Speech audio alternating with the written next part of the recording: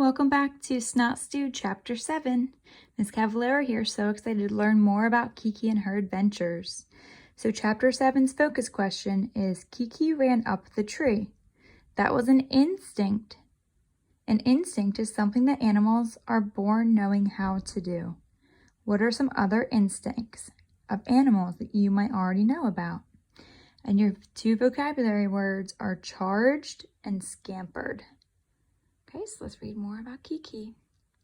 The new world, the outside world, was marvelous. It was big. I could see for a long, long way. There was another fence, but it was made with wire instead of wood. Like the fence, we just crawled through. There were big animals behind the fence. I mean big. They had long tails and short horns. They were white with big black spots, and they said moo. So we're guessing they're probably a cow? Moo didn't make any sense, so I didn't bother to walk out and talk to them. There was a small fence in place over to the side. That fence was different still.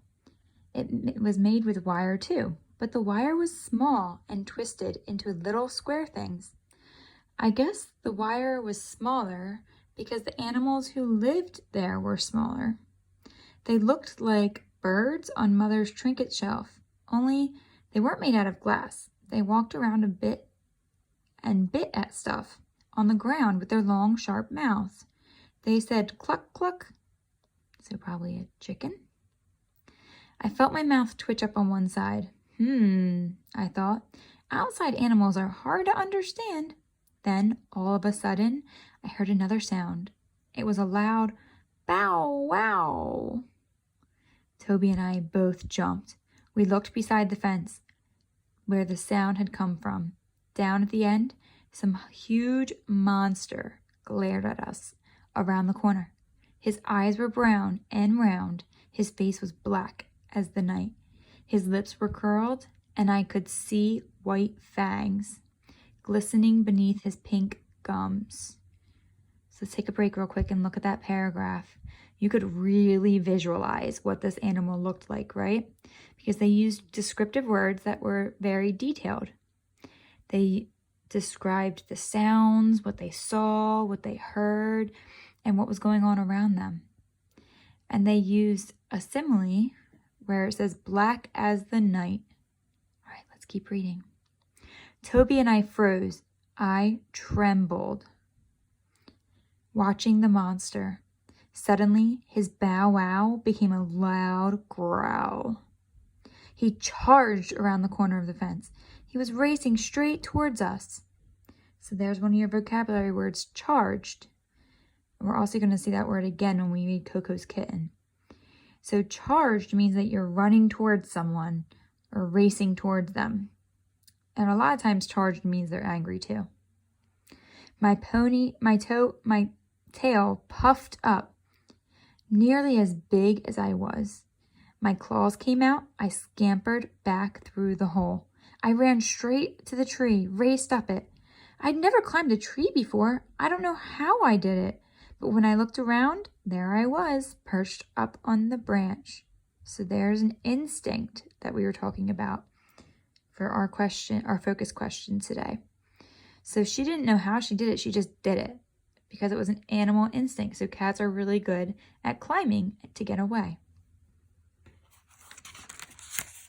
So here's the illustration of Kiki up in the tree. And you could guess what her emotion is. So I'm going to zoom in on her face a little bit.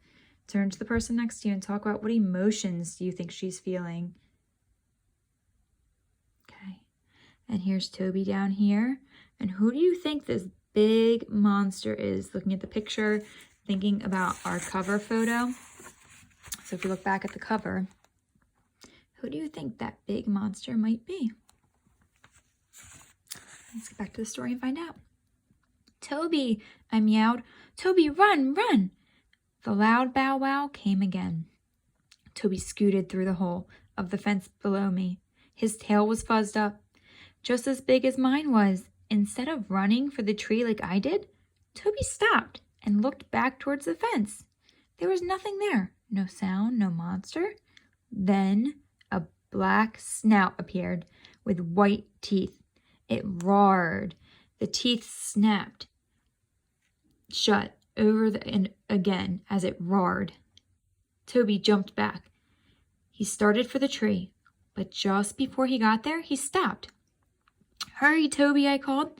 "Up here, where it's safe." Toby stood watching the hole. After a little while, the snout and the white fangs disappeared. Toby started to back toward the fence. "No, Toby," I meowed. "It'll get you. Up here, quick." Toby just ignored me. He stood a little way back from the hole. He leaned down looking. Then he moved closer. Oh, geez, this Toby, I don't know. I shut my eyes. "Watch this," he called. I forced my eyes open, but only a crack. He started to prance back and forth in front of the hole. He strolled casually. Casually means like relaxed. One way and then the other.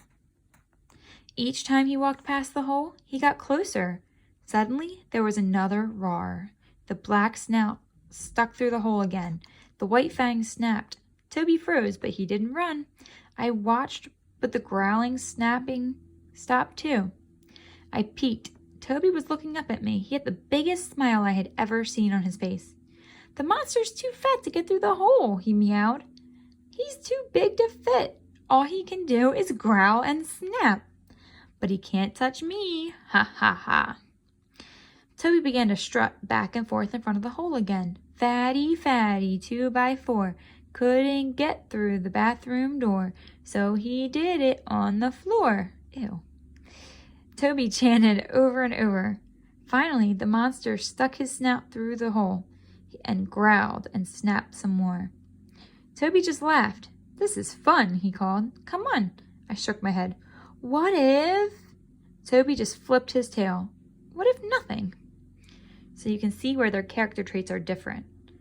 So if I asked you what the character trait of Toby would be, you might say rude because he's saying mean things, or overconfident. And then for Kiki, you might say scared and cautious because she's thinking, what if? And she's staying up in the tree while he's walking back and forth in front of this monster, not worried at all. All right, let's get back to the story. He cut me off. "He's too big. He can't get through. Come on." As carefully and slowly as could be, I eased down the tree. I walked just a little way and stopped. Tilting my head to the side, I tried to look through the crack to see if the monster was still there. "What is it, Toby?" I asked, leaning my head the other way. "It's Butch," Toby meowed. "Butch? What's a Butch?" Toby flipped his tail. "Mother told us about him, remember? Butch is the Burks' dog." So there's another character. "She said he was black as night and had long white fangs and roared instead of talked. She said he would just love to eat a soft, juicy kitten. Remember?" I felt the hair on my back tingle. I remember. Toby started prancing back and forth again, chanting, "Fatty, fatty." Only nothing happened. He looked at me. Then, frowning, he looked back at the hole. "Fat Butch must have gone," Toby complained. "I'd better have a look." "No, no," I cried. "Don't stick your head through there. If he's hiding beside the fence, he'll bite it off." So stop and think. Do you think he should stick his head in there, or should he move away from that fence? Let's see what he does. Toby frowned. "You might be right." He sat down beside the hole and looked around. There's a way I could find out." I noticed him looking at the top of the fence. There was a board that ran just beneath the top. Toby looked at it, looked around a little longer. Then, quicker than I could blink, he jumped up on the picnic table and up on the wood rail. "Careful, Toby, don't fall." The wood was not very wide. Toby walked on it, just like he was on the ground. He was such a good fence walker, he didn't even have to be careful. The wood rail was so close to the top of the fence, Toby didn't even have to stretch to look over. "He's not down there," Toby meowed. He sounded almost sad about it. "Good," I called. "Now get down before you fall. Let's go back to the door. Maybe Mother will let us in." Toby just flipped his tail. No, I want to find out where Butch went. Teasing him is fun. I want to do it some more. Toby walked the rail all the way to the corner of the fence. He turned and kept going. About halfway down the other side, he stopped. I watched him for a long time. He would peek over the fence, then look back across the yard,